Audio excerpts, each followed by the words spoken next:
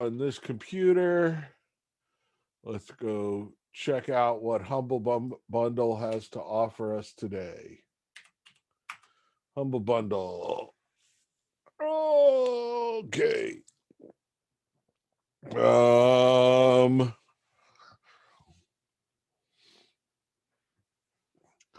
Nelson, uh, you got a choice. Yet another choice. Um, do you like uh tactical squad based strategy games or wrestling?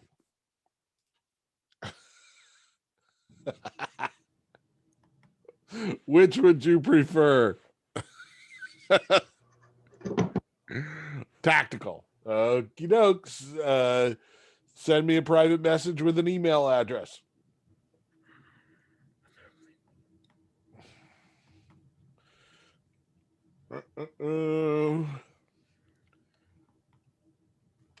Okay. I will tell you in a second. It is. You are now the proud owner. Maybe. There. Control V. Send email. You are the proud owner of XCOM Chimera Squad. Congratulations.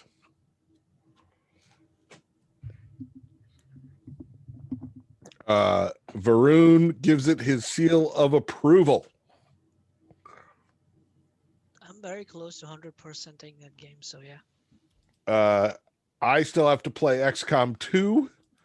I bought XCOM Chimera Squad when it first came out because it was like, I don't know, $10, whatever it was. And it was in this month's Humble. So the other class yesterday got a copy of Control. Very exciting. And their silly question beforehand was, do you have a good computer? Do you have a good graphics card? Okay, you can have Control. So okay, got to do a bit of business first, and then we'll get into it. I need. Let's see. Well, hopefully people are here. I need dungeon masters. So, if you would like to be a dungeon master, what is involved? First, you are going to play D&D 5th edition on Monday night. You have to be available Monday night. I say 6 to 11. Andrew, who is the DM and who wrote the adventure, says, I'd be surprised if this takes 3 hours. And I think he'll be surprised. I think it'll take 4 hours, give or take. But never underestimate how long Dungeons and Dragons takes to play. So you have to do that. And then next week, you get to DM for a group of your classmates. And we will divide up the class next week so that each DM gets 4-ish people. And then you get to play. Well, you get to DM, they get to play, but first you get to play. So can I see a show of hands or reactions of people who would like to be DMs? 1, 2. I got 2, 3, 4, 5. Gotcha. Okay. Varun, you're off the hook. Yay. So if you want to be a DM right now, could you private in the chat, private message me your email address? and I will send that to Andrew, who is going to DM for all of you. He's the guy who wrote this. Oh, by the way, this is also his master's project. So he is writing either one, doesn't matter. It's just somewhere, Nelson, where we can reach you for D&D. He is writing a new source book, which includes a whole new world and some subclasses. So you're going to be adventuring in Andrew's world. This is actually a play test for him. So you will all get your play testing credit from this as well. Although, because I knew that you all were going to play test this, I didn't put it on the syllabus as go get a play testing credit, because I figure, well, everybody's going to play D&D and play test Andrew's thing. So play testing. So let me quickly copy paste all those emails into an email. So we have Lyra. Is it Lyra or Lyra? Yeah, it's Lyra. Lyra. Okay.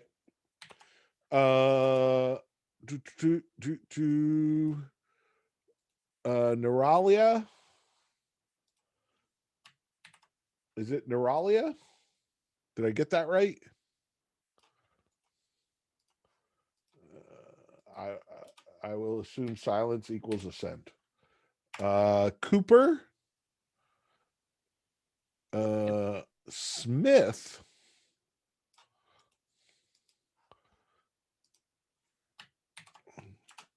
And Nelson. Okay, yes, Neuralia. Okay, copy. Okay, so what's going to happen is later today, or possibly tomorrow, Andrew will send out a PDF with all the pre-generated characters. So we have actual pre-gen characters ready for you to play. It's first level, nothing too complicated. And so the thing is, though, in order for you to access and use your character in Roll20, you are going to have to, Andrew will invite you to his game. And you are going to have to use the PDF sheet of the character that you choose. And by the way, Andrew can run this however he wants, but what I always say is I send the PDF out and say, first come, first serve, call out which character you want. And the first person who says, I want Bob the cleric, that's who gets Bob the cleric. Right. So they're all fine. They all have cool powers and are fun to play. So what you're going to need to do is then take that PDF, go to Roll20, where there will be a blank character sheet, and you're going to have to put all the stats in to Roll20. And let me these are let me just show you this very quickly. And this is next week's assignment for everybody, but the DMs have to do it early. Sorry. It's a thankless thing to be a DM. Share screen, share. Basically, just once you get it all in, take a screenshot of your character sheet. And I haven't even made this assignment public yet, because I don't want people to get confused between the character sheets that are due tonight at midnight and the D&D character sheets. See what I'm saying? Too many character sheets. So I'll make this available to everybody on Monday. But I don't want to confuse people with too many character sheets. And that's it. What it's basically get your character into Roll20, take a screenshot, and put it in for an assignment. That's it. And that basically gets you a little bit familiar with your D&D character and a little bit familiar with Roll20. And Andrew may schedule a time. Hey, you want to all get together and go through, get your characters into Roll20. That's up to him. My assumption is you can figure it out, but again, and Roll20 you will get an invite to Roll20 at these email addresses. Okay, so let me DMs for Monday D&D session. And you don't need dice or anything. You can roll dice through Roll20, and even like all the D&D rules are available online. Here are the DM emails for Monday's session. Send them the pre-gens and an invite to Roll20, and let's get this party started. See what I did there? Yeah. Get the party started. It's a D&D party. Dean. Okay. And I am going to CC. Okay, Andrew.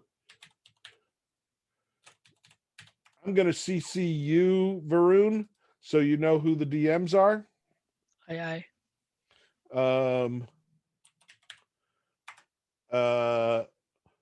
We have enough, so Varun is off the hook, but if he wants to play, well, actually, Varun, if you want to play, he's already dealing with 5.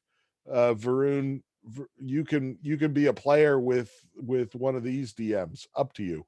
I mean, if there's a spot, then sure, but I don't want to take away from the experience for the people. Okay, no, you won't take anything away from anyone. There is a spot because I expected 26 people in this class and there are only 25. Someone dropped. So actually 5, 5, 4, 4. You know, we can deal. It's just D&D. Okay. So, we went through character development, and the funny thing is that this the character sheets that you're making today, or you've already made for this assignment, are a kind of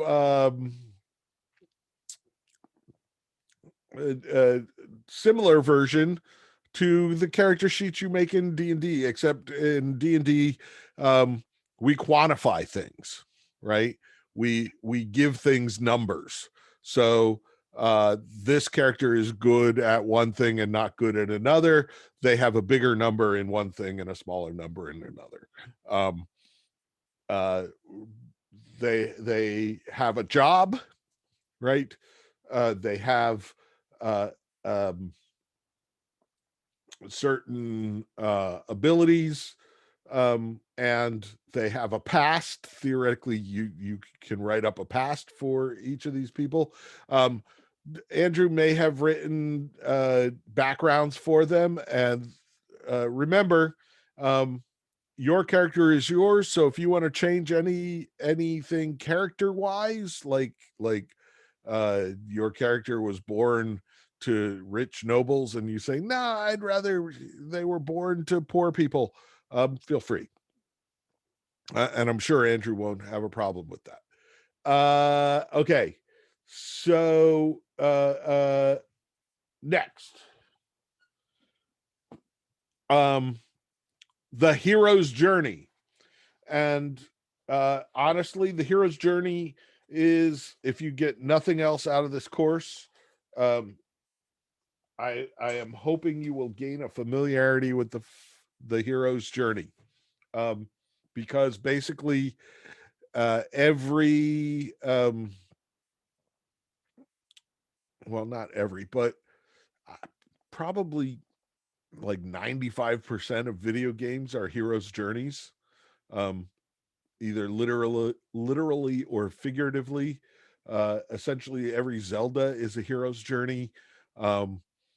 Every every Bioshock, every RPG is essentially a hero's journey. Heck, most shooters are hero's journeys. Um, we can find strange roguelikes are hero's journeys. We can find strange corners where they're not. Adventure games, most adventure games are hero's journeys. Remember, heroes don't have to be white guys with chin stubble. They can be anyone. So one of the things you're going to have to choose from your 6 characters is who the hero is. Maybe make an unconventional choice. What if your hero were a blue whale? How would that change everything? Right? And what kind of journey would a blue whale go on? What if your hero were a coffee maker? How would that change everything? I did an exercise with 11-year-olds.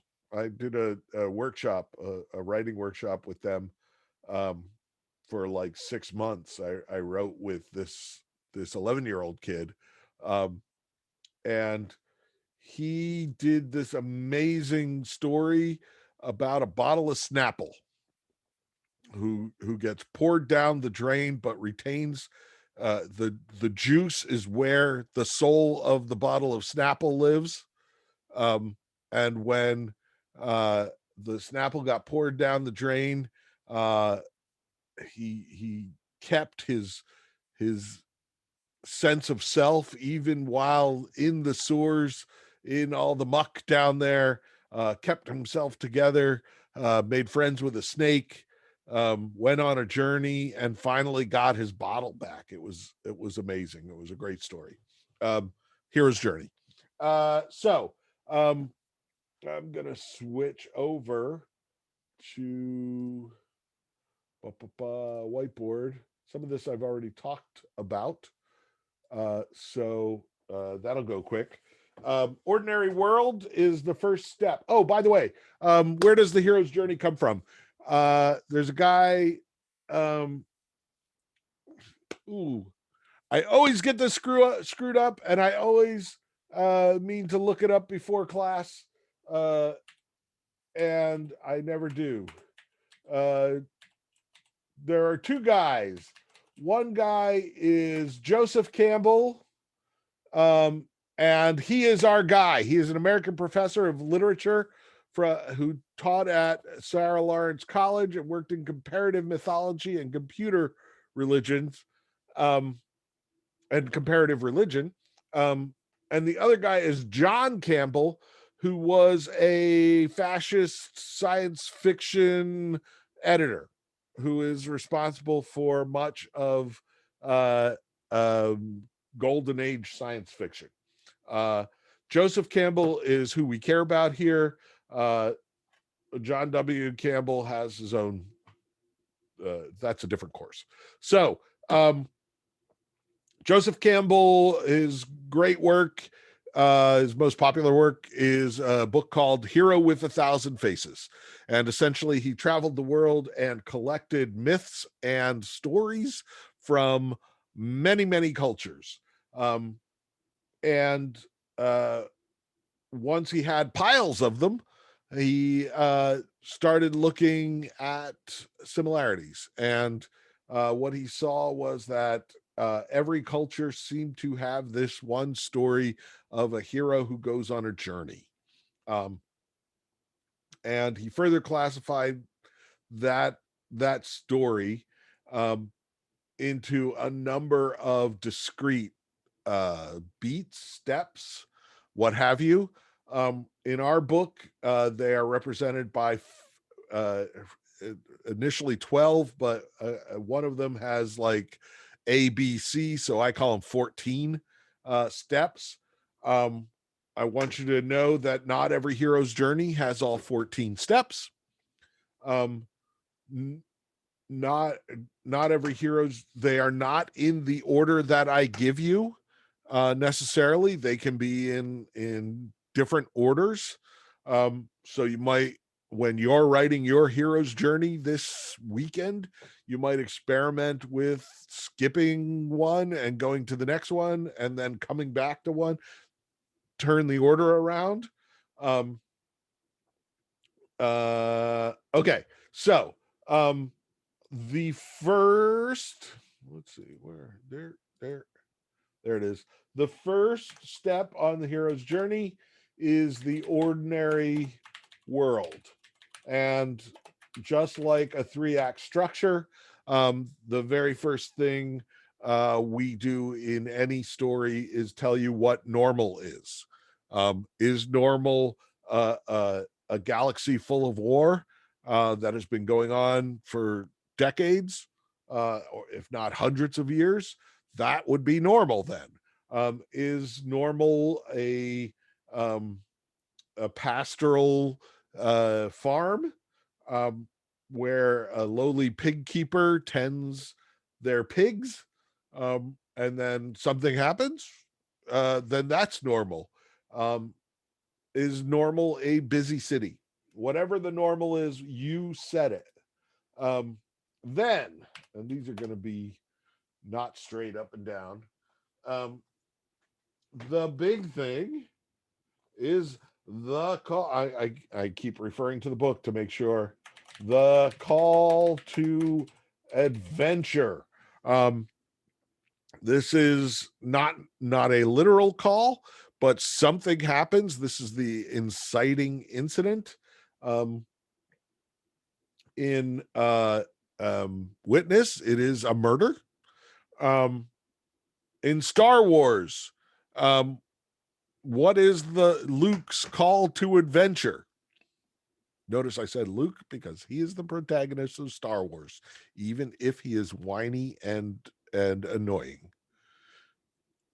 Anybody, what's the call to adventure in Star Wars? It would be when R2 shows them the recording of Princess Leia. Yes. Help me, Obi-Wan. You're my only hope. Hey, who is that? We got to go find her. We've got to rescue her. I'm going to go. Simple enough.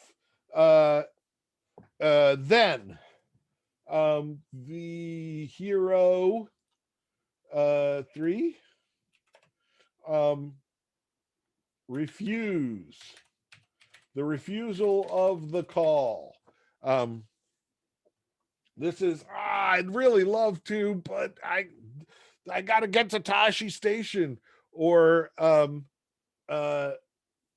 don't know what's going to happen, but there isn't going to be a trial. This is over, right? And well, it's not over. Basically, by sticking your finger, or the hero sticks their fingers in their ears and says la la la la la, they think the problem will go away, or the call will go away, and it doesn't.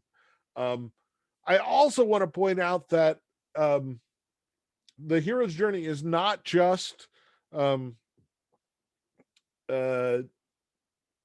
like action adventure. Romantic comedies fit the hero's journey as well. We get an ordinary world. The call to adventure is the first glimpse of the potential love interest, the meet cute, where they bump into each other and they papers go scattering or coffee spills or whatever. And then nah, I'm not interested. I've got other things. I have no room in my life for a relationship, that sort of thing. Next is meeting with the mentor.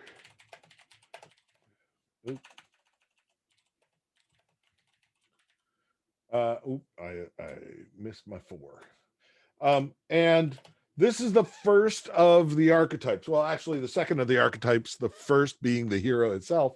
But the mentor is a type of character that, and it's very crucial that we get this right. A mentor teaches the hero skills they need in order to eventually accomplish their goal, right? So mentors are generally thought of as older people, older dudes with big white beards.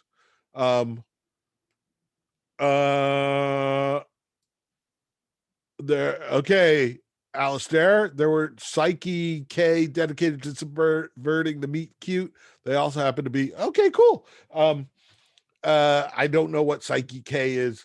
I'm not a big I don't know. I'm a middle of the road anime person. I've seen some, haven't seen a lot.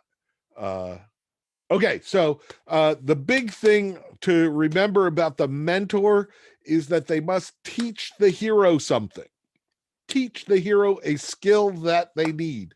And I'm going to hammer on that because a lot of times in the stories, we get to a bearded old dude or, an ancient tree, right? And they say the bad guy is on top of the mountain. And okay, and so the hero goes, "Thank you, bearded old dude. I will go take care of the bad guy." That's not a mentor. That's a signpost, right? Bad guy that way. If the bearded old guy teaches our hero the ways of magic, or the ways of the force, or in our case, in Witness, the role of the mentor is kind of shared around a little bit. The mentor, sometimes Eli, the old guy with the beard, teaches Book how to milk a cow. The other thing is Samuel, the kid, takes Book around and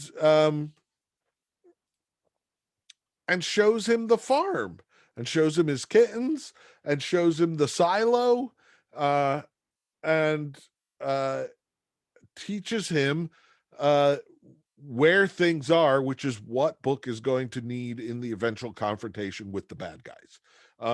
The third one is that Rachel herself teaches him some things about being Amish, right? But the argument can be made that the things she actually teaches are more spiritual than skills, right? She's about being plain and not being vain. Whereas Samuel and Eli are actual, here's how you do things on the farm, which lead to Book succeeding by killing a guy with corn or blocking them off with cows, right? So those are the skills that he needed. Next, step 5 is crossing the threshold. 5. Where's 5? 5. Crossing the threshold. And this is the end of Act 1. This is when the hero decides to go on the journey. There's no going back. I must go this way. And we've already identified that in Witness. In Star Wars, it's so leaving Tatooine, a lot of people say, but it's very clear that Luke can't go back home when he runs and finds his home is a smoking hole in the ground. And that's when he's going on the journey with Obi-Wan, right? I spoiled Star Wars. Oh no. Uncle Owen and Aunt Beru. It's not good. Okay. Moving on. The hilarious thing is that most of Act 2 is contained in one tests, what is it? Allies and enemies. And that's basically Act 2. There are other things, but this is where you put the party together, right? This is where you meet Han Solo and Chewbacca. This is where Book meets Daniel and all the other Amish people that will eventually become the witnesses that allow him to triumph. All the obstacles that you overcome during Act 2 in here. And you learn who the villain is. So now we've got 3 of the archetypes. We've got the hero, the mentor. Oh, actually 4. The sidekick. This is somebody to go on the journey with the hero. Possibly in every Disney movie ever to provide comic relief. Also tends to get killed along with the mentor. We kill off mentors and sidekicks all the time for our hero to up the stakes for them so that it becomes personal. This time it's personal, right? This is also considered a hacky way to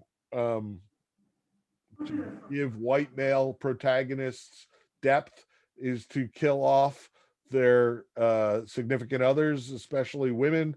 It's known as fridging the woman because there was a famous comic book that used Ralph Dibny's wife. They were the longest successful relationship in all of comics, and at the very beginning of this story, they killed his wife, and the bad guy stuck her in the fridge to basically give Ralph Dibny depth. So moving on. 7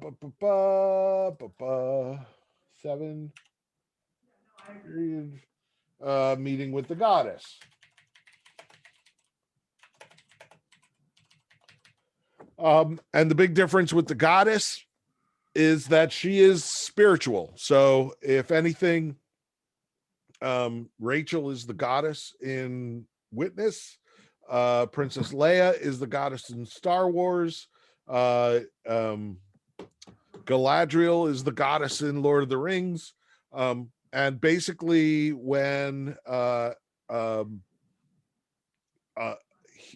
hero is at a low moment, the goddess reminds the hero why they set out on the journey in the first place, what what they're fighting for. So in Star Wars, Princess Leia, we don't really have a goddess moment for her. I mean, if anything, it's when they finally get to Yavin. She gives Han Solo the riches that he needed. She gives Luke Skywalker his X-wing and a chance to be a pilot. And we fight for freedom in the galaxy. In Lord of the Rings, it's right after the Mines of Moria. We have lost Gandalf, and everybody's really, really sad. And Frodo doesn't want to continue, and she shows him the Shire, once pastoral and beautiful, is now an industrial wasteland, and all the hobbits are slaves being whipped by orcs. And that can't come to pass because he fights for home and hearth. So goddess reminds, boosts their spirit, reminds them why they're fighting, and gives everybody a gift to continue. Moving on. Atonement with the Father. Notice I'm not calling these 6B and 6C. Atonement with Father. This is a little bit harder. It's usually more obscure in modern things, but in somebody's mic is on. I'm hearing back chatter. You can mute yourself, please. Thanks. So Atonement with Father. This is where Eli actually accepts Book as we actually hear it, be careful out among those English.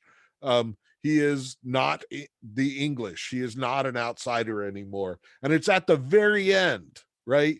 He had, despite bringing all the bad things of the outside world into the Amish world, he is now accepted as a good person in good standing among the Amish by Eli, right? He has atoned with him. In Star Wars, it's harder in the original Star Wars. If anything, it's there's no real conflict with Obi-Wan as the mentor. The father, we don't know who the father is until the next movie, right? So although if you understand German, I believe Darth Vader is Vader is father. So it wasn't a big surprise to people in some parts of the world. I'm going to move on. Approaching the cave. 9.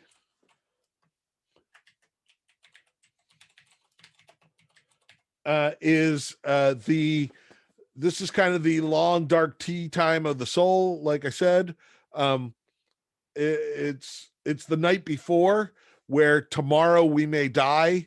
So let's reflect. Let's center ourselves. There was a whole episode in Game of Thrones in that last season, that terrible, horrible last season. But before the big battle of Winterfell, where everybody was going to go fight the zombies, the whole episode before the Battle of Winterfell was everybody kind of sitting around the fire, making up with each other and respecting each other. This is where you make the decision to go also. Okay. Then my numbers are screwed up to the ones in the book. The ordeal is the actual big fight. I've lost my numbers. That's in Star Wars, it's the entire Death Star fight. In Witness, it's the farm fight. It doesn't have to be a fight. In romantic comedies, it's usually an apology of some sort, because the lovers have split up, and the relationship is over, and then one of the lovers comes back and makes one big last ditch appeal. It can be a stirring speech. If you've ever watched Jerry Maguire, go watch Jerry Maguire. It's great. It's got sports for the guys, romance for the girls, or romance for the girls and sports, or romance for the guys and sports for the girls, depending. Doesn't matter. But Jerry Maguire steps into the room that is full of a divorced ladies and therapy group. So it's an entire room full of divorced ladies, and there he is trying to get his wife to forgive him in front of the most hostile crowd he can possibly do, and he gives a stirring speech. I won't tell you what happens, but it is a great scene. You've probably seen the clip 8 billion times when she tells him how it went. Then the reward. This is 11. The reward. This is at the end. You get stuff. At the end of Star Wars, you get a medal. Everybody but Chewbacca. Chewbacca was robbed. In Witness, Book gets his life back, I guess. Book gets respect from the Amish community.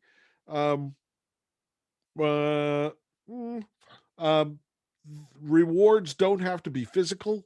They can be spiritual or mental. And the thing about modern movies, remember this. Remember this.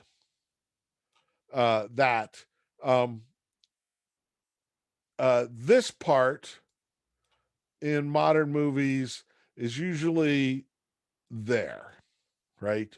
There's very little denouement in modern movies. You get to the climax, you finish, and then you get out. You roll credits. So getting back to this, we rarely get the road back. If you've ever watched The Return of the King, people make fun of it because it has 11 separate endings. And it has this big denouement. It has the bad guys are defeated. Our heroes win, and what happens then? And let me tell you what happens then. I'll show you first the scene where everybody jumps on a bed and is happy. And that in any normal Hollywood movie, that would be it. Everybody jumps on a bed and is happy. They are reunited. But no, Lord of the Rings says we have to crown the king. And at the big crowning of the king, everybody respects the hobbits. So everybody bows down before the hobbits. There are 9 more endings after that. Because denouement. And we're almost done. 12. Oh no, this is 13. Oh, lucky number 13. The resurrection. This is every time you thought you defeated the bad guy, but there's some piece, something, he gets one last shot. You know, in the original book, the resurrection is we thought we had killed Saruman back in book 2, but Saruman actually escaped and has taken over the Shire and made it an industrial wasteland. Spoiled the book, sorry. In just about every horror movie ever, we killed the guy, we killed the killer, we killed Jason, and everybody's happy and gone back to normal, and then he jumps in the window and stabs one last person. I think of Die Hard as one of the best resurrections. You killed I think it's the same guy who played Daniel in Witness in Die Hard. He's one of the terrorists, and he gets killed not early on. He's like the mini boss. He's just before Hans Gruber. He gets killed by chain around the neck. And then we're in the denouement. John McClane is being tended to at the ambulance, and this bad guy throws off a blanket, jumps up, and goes to shoot John McClane one last time and gets shot. And finally, 14, return with the elixir. If we didn't get the road back, we generally don't get the return with the elixir. This is what we were questing for all along. This is what will solve the original problem, whether it's my mother's dying and I need the elixir to get her back. On the road back, we get back and we give her the elixir. It's much more common in video games than in movies, and more common in books. Okay, I'm almost out of time. Stop share. But I have to give you the assignment for this weekend. So now you've got this is Monday. Let me edit this. Monday is 4/5, not 4/6, 4/5. And it is due at midnight on Monday. Done. This is a group assignment and not project groups, but writing partners. Okay, with your writing partner, you are going to co-write a story.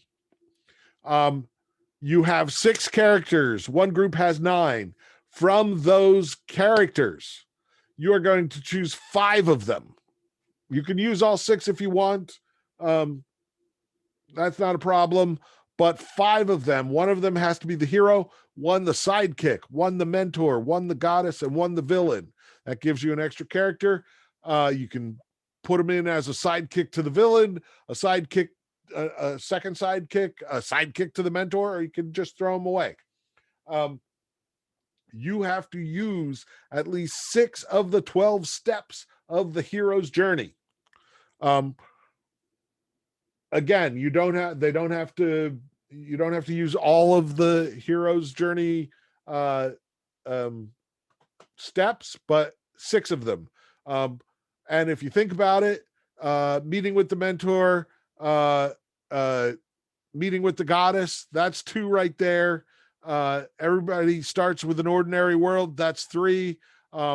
Allies, tests, and enemies will give you a sidekick and a villain, that's 4. So if you just fulfill the requirement, you've already got 4, right?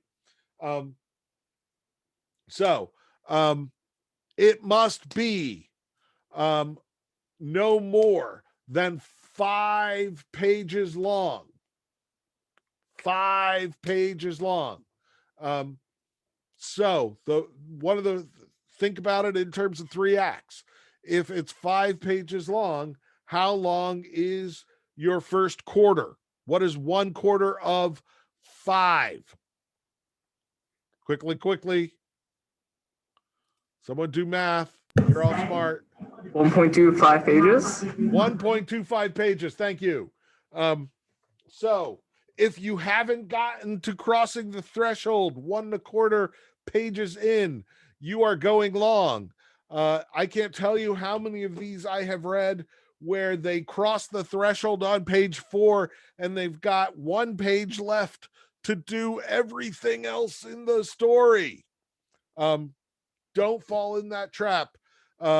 Remember, part of the learning to write in this course is to write towards parameters. I am giving you this parameter. It is probably the hardest part, is keeping it into 5 pages. Act 2 is half of it. So half of 5 pages, I can even do that, is 2.5 pages. And that gives you 1.25 pages for the ordeal and the road home, right? So think about which you're doing beforehand. Also, you're going to write with someone. I would recommend using some sort of shared document where you can both see it.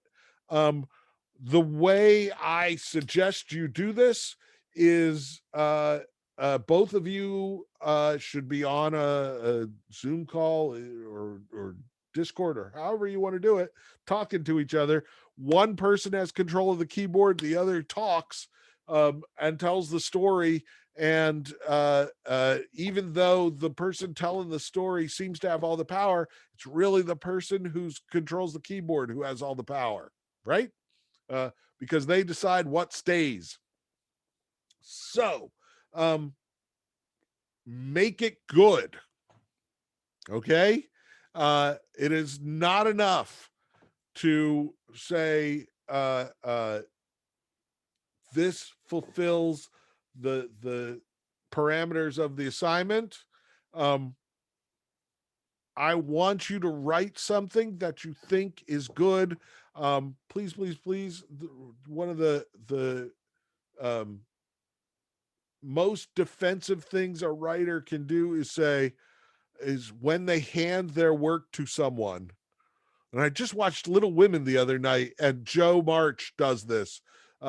Here is my new story for your perusal. It is terrible, but I hope you will find something in it worthwhile.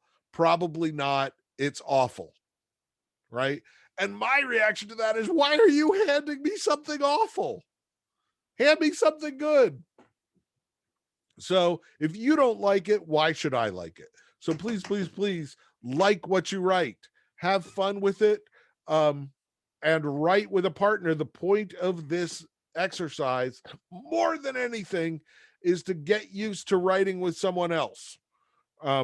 Because 90% of writing in games is done with someone else. Where you're spitballing stuff, and then you basically put it all over a whiteboard, and somebody takes pictures, and then you write things down, and then you hand them to each other, and you don't know which idea was yours and which idea was theirs. I don't remember any of this, but it's ours. And the one thing the other big trap that I see with this is I'm reading along and the story's pretty good, and I get 2.5 pages in, and then the spelling and the grammar goes to hell, and they forget about whole characters, and everything changes. And that says to me that one person wrote the first half and then said, here, finish this, to the other person, and then the other person is like, I don't know what to do, and they just kind of flopped about for 2.5 pages. And it's so clear when that happens. Please, please, please write it all together.